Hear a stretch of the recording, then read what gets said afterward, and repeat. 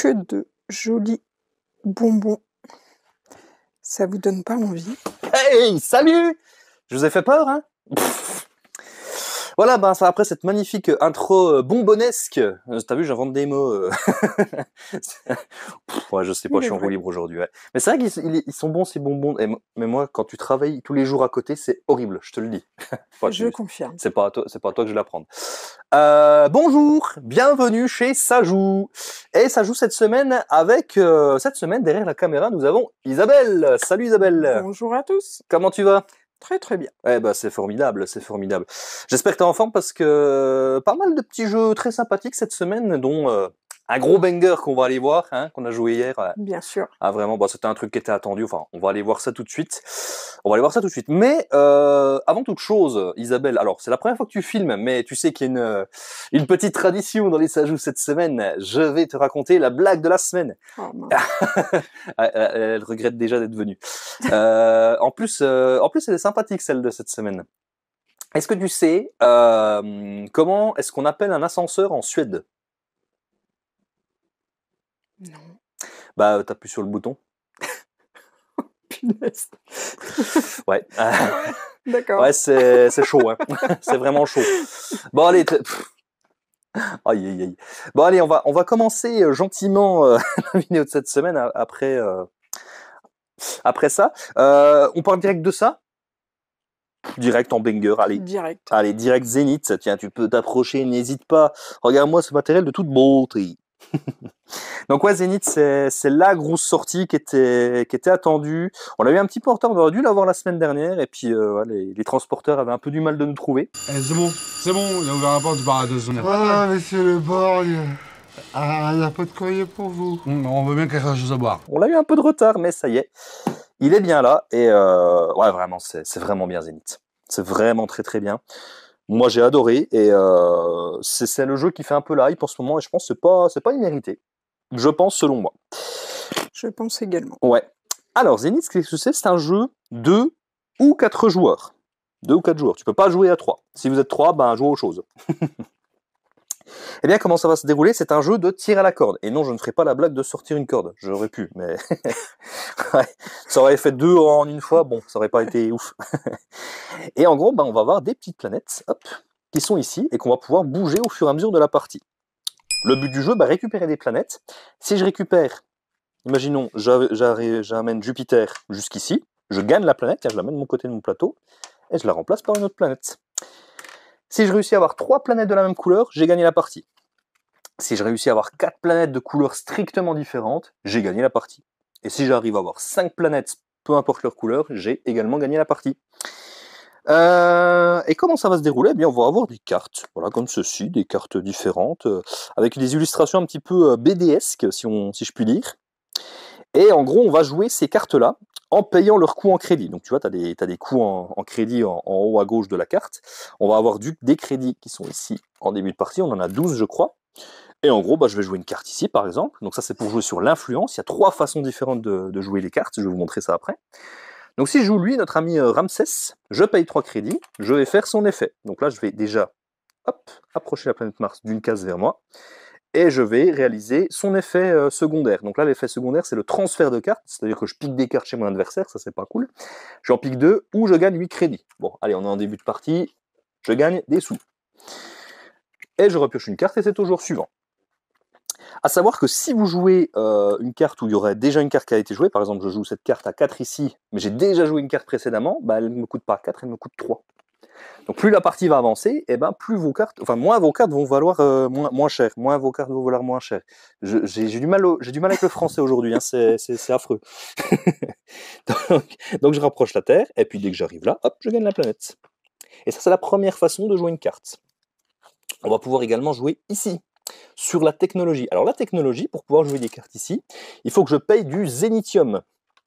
Donc par exemple, je vais jouer cette carte-là, et je vais payer un zénithium pour augmenter la piste qui correspond à la carte d'une case. Donc là par exemple, tu vois, c'est une petite main ici, donc c'est un humain, donc je vais avancer hop, ma case ici.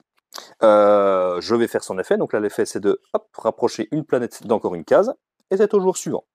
Donc ça donne des petits effets bonus. Des fois, si tu as des cartes qui t'intéressent pas trop, qui sont un peu trop chères, bah, utiliser le plateau technologie, ça peut te dépatouiller de certaines situations.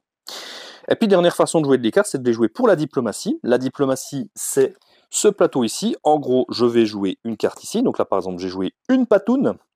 Donc je vais faire l'effet qui correspond. Donc là, ça me permet de récupérer le badge leader. Je vais y revenir tout de suite. Et je vais ravitailler 2 cartes. C'est-à-dire, je vais piocher 2 cartes. Hop. Je ne vais pas faire leurs effets, mais par contre, je vais les placer sur mon plateau. Donc ça me permettra de payer mes cartes encore moins cher. Et puis le badge leader. Alors le badge leader, il est super important. Vous avez vu, je l'ai récupéré. Puisque quand j'ai le badge leader, je ne refais pas ma main à 4 cartes, comme c'est l'habitude, mais 5 cartes. Donc ça me permet un petit peu plus de possibilités. Et si je dois récupérer encore le badge leader, regarde, tac, je mets sur l'autre côté et j'irai jusqu'à 6 cartes. 6 cartes, ouais. Et ça, c'est très très fort, c'est super important, mine de rien. Donc voilà dans les grandes lignes comment ça se joue. Moi, ce que j'ai beaucoup aimé vraiment dans Zénith, c'est cette tension permanente. Je sais pas ce que tu en penses, Isabelle, vu qu'on Oui, on y a tout à joué fait. hier. Ah, c'est vraiment très tendu du début à la fin. T'arrêtes pas de te... Allez, vas-y, je veux Mars. Non, je te le chip, je te le rechip pas encore. Putain, au tour prochain, il va le gagner. Vite, je rejoue. Enfin, c'est comme ça tout le long de la partie. Stratégie à adopter. Ouais, c'est clair, ouais. Non, c'est vraiment très bien Zénith. 2 ou 4 joueurs. Et 4 joueurs, toi, t'as pas testé à 4 joueurs, je crois pas. Non. Moi, à 4 joueurs, j'ai joué. C'est vraiment très fun aussi. Paradoxalement, les parties sont plus courtes à 4 qu'à 2. Voilà. Oui, c'est ce que tu me disais. Ouais, parce que en fait, chaque équipe joue chacun son tour et puis on décide qui joue en premier. Donc les 2 équipes vont jouer, donc on va pouvoir un peu plus comboter. Donc au final, c'est logique, mais bon, c'est beaucoup plus fun, je trouve, à 4 qu'à 2. Mais à 2, c'est très bien. À 2, personnellement, j'ai déjà beaucoup Ah apprécié. ouais, non, mais j'ai adoré aussi, ouais. Ça change un petit peu le mood dans lequel tu es quand tu joues, quoi. C'est un peu plus fun à 4, mais à 2, ouais, c'est vraiment un jeu de stratégie très tendu. Et ouais, c'est le gros banger de cette semaine. Ça, il n'est pas immérité, vraiment. Ouais. Donc venez le tester, venez le tester. Et ben, s'il vous plaît, pourquoi pas repartir avec votre boîte. Mais en tout cas, nous, moi, je valide complètement. Donc voilà pour Zénith. Ça va, j'étais bien? C'était très bien. Ouais, parce que tu sais, moi, j'ai pas trop l'habitude qu'on me filme et tout. Donc C'est vrai ouais, donc je te demande parce que je sais pas. Voilà, un très bon jeu. Ouais. Alors voilà un très bon jeu. Eh ben, tant qu'on parle de bon jeu, on va parler de Navoria également. Ça, tu n'y as pas joué par contre? Non. Bon, pas encore. Mais est-ce que ça te donne envie? Oui. Ah oui, on est d'accord. Hein. Alors, on en avait discuté. Les illustrations nous font beaucoup penser au jeu Route. Ouais. Mais rien à voir. Rien à voir. Ce n'est pas du tout le même illustrateur.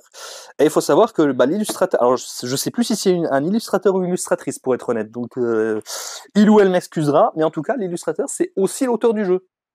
Voilà, il a tout fait. Voilà. Okay. Il a tout fait, donc voilà, c'est à souligner. Assez fort. Ouais.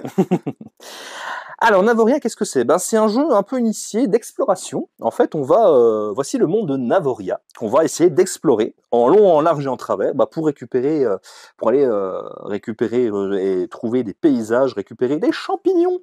Et puis on va rencontrer divers personnages colorés, etc., etc. Comment ça va se dérouler cette histoire? Eh bien, on va jouer en 3 manches qui vont durer 4 phases chacune. On a nos petits dirigeables avec ces magnifiques petits pions, ces espèces de poussins là, je sais pas trop ce que c'est, mais et en gros, on va commencer par le joueur jaune qui est premier joueur, tu vois. Et ce joueur jaune, il va faire quoi? Eh bien, pendant la première phase, on va piocher des actions dans le petit sac. Hop là. Donc ça, c'est la première façon. Donc là, par exemple, j'ai tiré un bleu et un rose. Ok. Eh ben, je vais placer, par exemple, ce jeton rose, donc c'est un jeton d'observation, qui me permettra de récupérer une carte rose. Par exemple, je vais récupérer celle-ci, que je vais mettre dans mon tableau.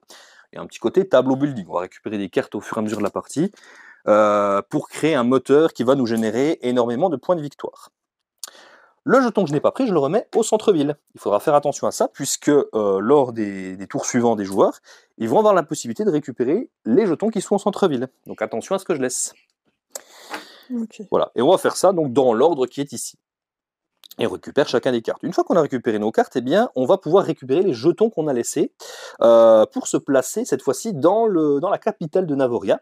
Et attention, cette fois-ci, on va dans le sens inverse. Donc le joueur vert qui a joué en dernier, eh ben, cette fois-ci, il jouera en premier. Donc par exemple, il va récupérer ce jeton-là, il va se placer ici, il va récupérer, bam, 6 points de victoire. Il est à 2, il passe à 8. Jour suivant, peut-être il va faire ça. On va pouvoir construire des refuges. Ça va être important pour la suite. Je vais vous expliquer après. Donc, par exemple, là, on va dire qu'il place ce refuge ici. On est en zone montagneuse, donc il va placer un petit refuge ici. Puisqu'en effet, le cœur de Navoria, c'est d'explorer les différentes pistes. Tu vois, on a 3 pistes, la montagne, le désert et la forêt. Je m'appelle Josiane Pichet, professeure de danse de forêt. Donc tu vois, par exemple, sur cette carte-là, ce symbole-là, j'ai la forêt avec 2 bottes, je l'ai 2 fois, donc je vais pouvoir me déplacer de 2 cases, tac, tac, sur la piste de la forêt. Et ça va être important puisque déjà, à chaque fois que je passe des drapeaux, il y a des petits combos à faire avec les cartes. Et puis, si j'arrive en bout de piste, tu vois, il y a un trésor. Et je vais pouvoir récupérer le trésor, je vais marquer des points de victoire. Tac. Et si j'arrive à me redéplacer et que je suis déjà en bout de piste, je remarque les 5 points de victoire. Oh. Ah, c'est super fort ça. Donc les pistes d'exploration vont me permettre de faire énormément de points de victoire. Et puis, comme je l'ai montré, on va pouvoir construire des refuges. Et les refuges, ils servent à quoi? Eh bien, entre chaque manche, évidemment, on revient au point de départ, mais si j'ai construit les refuges, je reviens au premier refuge que j'ai construit. D'accord. Donc ça me permet de partir d'un peu moins loin, puis d'accéder au trésor plus facilement. Et puis pour terminer, très rapidement, on va avoir un petit côté gestion de ressources, puisqu'on va pouvoir, tu vois, sur certaines cases, récupérer des ressources. Donc on a les épées, les pommes et les diamants, qu'on va mettre sur nos pistes personnelles. On a 3 cases, et tu vois, si je me mets ici, on voit qu'ici, il me faut une épée, un diamant et une pomme. Si j'y arrive, eh bien, je les dépense et je vais pouvoir activer toutes les récompenses qu'il y a ici. Ici, je vais me déplacer d'une case en exploration en forêt. Je vais gagner des points pour les cartes vertes que j'ai. Et si j'ai construit des refuges, tu vois, j'ai construit ce refuge-là, eh bien, ça me débloque des récompenses supplémentaires. Là, je marquerai 2 points de victoire. Et on a la même chose pour les trois types de paysages. Donc ici, dans le désert, il me faudra 4 ressources, celles que je veux. Et ici, pour la montagne, il me faudra 3 ressources du même type. Ok. Voilà. Donc voilà pour Navoria, dans les grandes lignes, comment ça se déroule. C'est un jeu un peu initié, c'est un jeu assez chill, tu vois. C'est pas un jeu où tu te prends trop la tête, je trouve. Il n'y a pas énormément de grosses combos, tu vois, comme dans un Veil of Eternity, par exemple. Enfin, voilà, on n'est pas vraiment là-dedans. On est plus dans un jeu d'exploration. Tu es en train de baver devant les illustrations, tellement c'est beau, c'est assez immersif. Et ouais, c'est vraiment très chouette comme jeu, Navoria. Mais en même temps, il est vraiment pas inintéressant au niveau réflexion. Mais ouais, j'ai trouvé ça très bien aussi, Navoria. Ok. Et voilà pour Navoria. On refilme un coup ce plateau, mais il y a un côté Zelda, je sais pas, tu pars à l'aventure et tout, c'est chouette, quoi. Oui. Hein, tel l'animal. Oh là là. Oh. Je m'énerve moi-même. Tiens, est-ce qu'on n'est pas sur un gros banger là aussi? On va passer sur le... Là, on est plutôt sur des petits jeux de cartes ensuite. Hein. Tu nous as installé ça magnifiquement bien. Merci. Et je t'en prie. Et on va passer à Présage. Présage, jeu très beau jeu, très attendu aussi. 4 à 6 joueurs. C'est assez rare pour être souligné. C'est un jeu, on va jouer en équipe. Donc là, on a l'équipe des lunes contre l'équipe des losanges.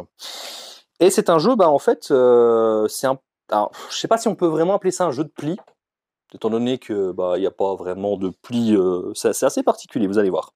On va tous avoir des cartes en main. Et à chaque tour de jeu, on va jouer une carte de notre main. Bon, jusque-là, ça va. Le but du jeu, c'est de faire en sorte que j'ai plus qu'une seule carte en main. Si j'ai plus qu'une seule carte en main, je fais gagner mon équipe, je lui fais gagner une manche. À mon tour de jeu, je vais décider de jouer une carte. Donc là, par exemple, je vais jouer le 13 jaune. Ok. Alors, cette carte-là, elle a un petit sablier ici. Déjà, les cartes sont magnifiques. Je ne sais pas si on voit très bien, mais il y a de la dorure. Il y a de la dorure sur les cartes, c'est vraiment très beau. Et cette carte-là me dit que si elle est défaussée, je défausserai une autre carte de ma main. Donc ça, pour les conditions de victoire, ça peut être très bien. Donc j'ai joué 13 jaune, très bien. Le joueur suivant, il va jouer une autre carte. On va chacun jouer une carte, tac, tac, tac. Lui, on va dire qu'il joue. Alors ça, il va pouvoir... Tac, tac, tac. Allez, on va dire qu'il joue ça. Le cas me défausser cette carte si une carte rouge est en jeu. Donc, mon copain en face, il va vouloir jouer une carte rouge, mais mon adversaire plutôt pas. Lui, il va vouloir jouer quoi? Tac, tac, tac. Allez, il va jouer ça, défausser cette carte si une carte bleue est en jeu. Et pour terminer, lui, hop, il va jouer ceci. Voilà. Et puis, on va résoudre les effets. Donc, on a des effets immédiats, mais on a des effets aussi avec le sablier. Des effets qui vont permettre de défausser les différentes cartes. Par exemple, celle-là me dit défausser cette carte si c'est la seule carte rouge en jeu. Si c'est le cas, il va pouvoir la défausser. Lui, il va défausser cette carte si une carte rouge est en jeu. C'est le cas.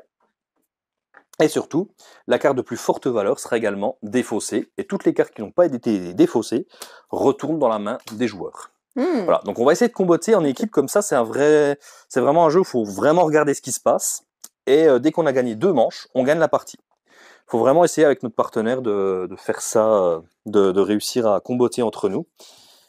Avec, encore une fois, ces magnifiques cartes. Tiens, un petit détail important que j'ai pas expliqué. Tous les joueurs ont une carte l'absolu. Cette carte-là qu'on distribue au hasard en début de partie. Ce qui va faire comment dirais-je, les équipes, du moins, ouais. Je sais plus, je crois que c'est le numéro 31, il est avec le numéro 34, enfin, il y a un truc comme ça. Oui, en fait, je crois que le numéro le plus fort fait équipe avec le numéro le plus faible. Ah oui, voilà, Et c'est donc, ça, ouais. l'autre équipe se constitue Ouais. par élimination. Yes, c'est exactement ça. Et cette carte va permettre d'échanger une carte de sa main avec la carte d'un autre joueur. Que ce soit mon partenaire ou un adversaire, tout simplement. Voilà. C'est vachement bien, ça aussi, Présage. Ça se joue à 4, 5 ou 6 joueurs. Et j'y ai joué que à 4 pour le moment, mais à 6, ça doit être bien drôle aussi. À 5, je serais curieux, parce que t'as une équipe de 3, une équipe de 2, donc je serais curieux de voir comme ça tourne aussi. Ok. Ouais. Donc voilà pour Présage. Encore une fois, c'est bon, on a que des beaux jeux cette semaine. Oui, c'est vrai. Ouais. Alors celui-là, est-ce qu'il est beau? Chacun se fera son opinion, Voilà, mais en tout cas, il fait bien le taf. c'est ça.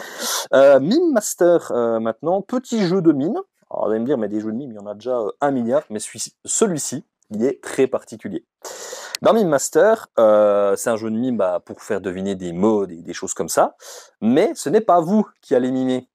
C'est les autres joueurs, vous allez devoir leur indiquer comment mimer ce que vous devez faire deviner. Exemple tout de suite. Isabelle, choisis un des mots et tu vas devoir me le faire mimer. Ok. Voilà. C'est bon, t'as choisi? Oui. Alors, vas-y, je suis prêt, c'est le moment où je suis ridicule. Alors, tu mets en avant une de tes mains, Ouais. Comme ça. plus vers le bas, main vers le haut, fermée, Ouais. et tu vas activer ta main de gauche vers la droite. De gauche vers la droite. L'inverse. Mon autre gauche. Voilà. Va ton autre gauche. Une raquette. Hein? Tennis. Hein? Le badminton. Qu'est-ce que c'est? Faut que tu t'abaisses à peine. Ah, ping-pong. Oui! Ah, le ping-pong. Bon, Formidable. ok. Eh ben, on a réussi. Bien joué. C'était tu m'as bien fait imiter le ping-pong. Après, j'ai pris la solution la plus simple. Ouais, oui, bah, ouais. Tennis. Ah non, c'était tennis de table, rien à voir. Mais voilà l'idée. Ping-pong, tennis de table, non? Oui, non, c'est Ouais. la même chose. Bon, Je te d'accord. charrie, t'inquiète. Donc voilà l'idée de Mime Master. Des fois, t'as des jeux, faut pas se lancer dans des longues explications, vaut mieux y jouer. Et puis, Beaucoup plus simple. ouais, c'est beaucoup plus simple. Hein. On est notera d'accord. Donc un voilà. petit jeu écrit par Célestia et Hervé, créé en France On les embrasse. et fabriqué en Europe. Ça, c'est À bien ça. souligner. Allez les amis, on continue. On part maintenant sur Coco Ninja. Ah, je fais bien le Coco Ninja. Hein. Ah, T'as vu ça? Ouais, formidable. des années d'expérience. Alors, là, on est peut-être sur un des jeux les plus cons qui est sorti depuis ce début d'année. Ouais, vraiment, mais c'est incroyable. Moi, j'adore. C'est trop bien. C'est un peu le nouveau de Pomme 3 pains, si je voulais le résumer, mais peut-être encore plus déjanté. On va devoir en fait faire des mimiques ninja, tu vois. Et on va avoir des fruits ici. Et en gros, c'est un jeu de rapidité. On a l'ananas, la mûre et la pastèque. À mon tour de jeu, quand on va jouer un tour de jeu, on va retourner la première carte du paquet. Hop. Donc là, on a 2 pastèques ananas. Alors, il faut être le plus rapide. Il faut faire les mimiques ninja qui sont indiquées. Donc là, il faut dire 2 fois bento, bento. Je te fais un petit cœur et paf, tu tapes sur la table. Le premier qui tape, il a la carte. Allez, on continue. Attends, il fait quoi? Ah oui, il se tape sur le ventre. Bento, bento. Allez, vas-y, tac. Bento. Voilà, vous avez compris l'idée. Une fois que j'ai 3 cartes, je vais choisir un des trois fruits et je vais le mettre face cachée. Hop. Tac. Donc là, j'ai une médaille. Attention, cette fois-ci, on a 2 ananas. Ça veut dire qu'il faudra, s'il y a un ananas qui tombe, il faudra faire les 2 mimiques. Il faut avoir c'est 2 ou 3 médailles, je sais plus, pour gagner la partie. Il me semble 3. Et c'est 3, ouais, Peut-être je sais, que je ouais, me trompe, on va mais- dire 3. Bon, 3 médailles pour gagner la partie. Sauf que, quand j'ai une médaille, je vais gagner également un Coco Ninja. On va dire, je prends le bleu, je prends celui que je veux. Ça veut dire que, hop, je retourne une carte, et ben tu vois, très bon exemple. Là, il y a un Coco Ninja bleu, donc moi, comme j'ai le Coco Ninja bleu, et ben, en plus des mimiques, je devrais faire une fois Coco Ninja. Donc là, hop, bento, Coco Ninja. Tac. Voilà. Bon, à mon avis, j'aurais pas été le plus rapide, mais... Tu nous en refais une petite? Allez, j'en refais une petite, bam. Bento, Coco Ninja. Non, je me suis trompé, il n'y a pas de Coco Ninja. Parce qu'il n'y avait pas de Coco Ninja bleu sur le dos de la carte, tu vois. Oh, Ah là, j'ai échoué. Mais je voulais faire Coco Ninja. j'imagine. Je voulais faire... Enfin voilà, c'est pas plus compliqué que ça, c'est tout bête. C'est vraiment du jeu très drôle d'apéro. Ça, j'adore, vraiment. Ouais. Je sais C'est pas si efficace. ouais, je sais pas si ça va autant marcher que 2 pommes 3 pains, mais en tout cas, ça va être tout aussi drôle. Ouais, vraiment. Je pense également. Ouais, je pense. Alors, 2 pommes 3 pains, j'aimais bien le conseiller pour un jeu apéro et pour les familles. Là, en familial, faut voir. Pour moi, c'est vraiment un jeu qui est prévu pour vos soirées apéro et ouais, ça c'est vraiment ça. Vous allez vous chercher un jeu, vous voulez vous bidonner de rire, un petit Coco Ninja et c'est parti. Le jeu est fabriqué en France, donc ça c'est cool, c'est à souligner. Pareil. C'est édité par Aspic Game, petit éditeur, distribué par Surfing Meeple. Donc voilà, on les salue et puis moi j'aime beaucoup Coco Ninja. J'ai trouvé ça très très bien. On passe ici. Allez, on va passer sur Taiki. Un jeu de pli, ça manquait, ça tombe bien. Il y en a, Oui, il y en ce a pas moment, mal. Ah, les jeux de pli, depuis l'année dernière, les jeux de pli, ça y va. Mais celui-là, il est sympa, je trouve, parce que c'est vraiment un jeu de pli très très simple. Et justement, comme il y a beaucoup de jeux de pli en ce moment, pour un premier jeu de pli, ça peut être sympa, je trouve. Ok. C'est une bonne initiation au jeu de pli, Taiki. Alors, qu'est-ce que ça va donner ce jeu? On va avoir des cartes, on va piocher 3 cartes, tu vois, tu as 2 paquets. Un paquet soleil et un paquet lune. En gros, c'est les couleurs de cartes. Il y a 2 couleurs. On va en piocher 3 chacune. Et une fois que j'ai regardé mon jeu, eh ben, je vais piocher une 7e carte. Soit en soleil, soit en lune, comme je veux. On va dire, allez, je pioche en lune. Hop là. Et puis après, c'est du jeu de pli classique. On a 3 jetons au début de la partie. On va jouer en 3 manches. Celui qui aura le plus de jetons remporte la partie.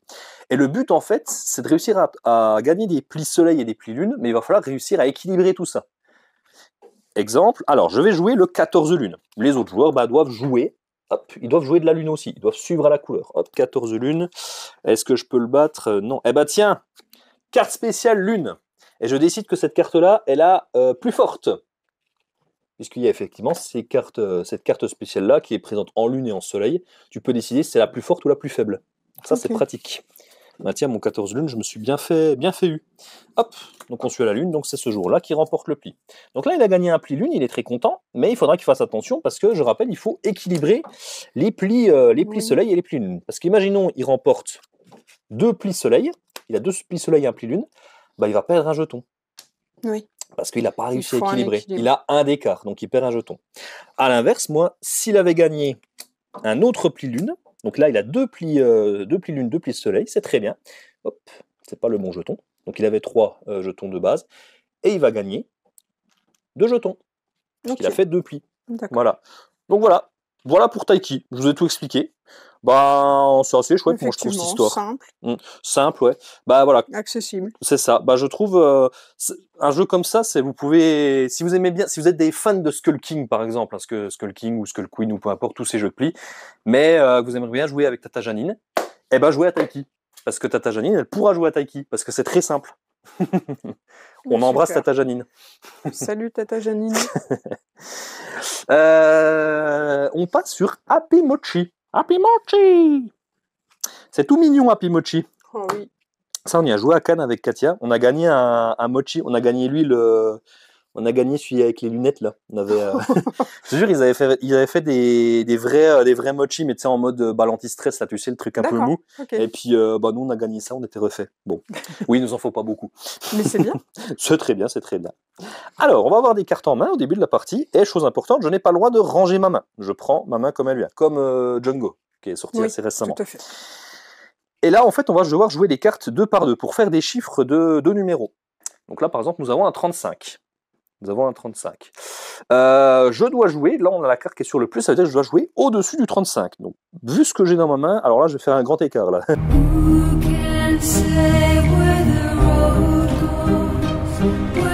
Parce que 34 ça marche pas, 40... Ah si, je peux faire un 42. Eh ben tiens, faisons un 42. Hop, hop.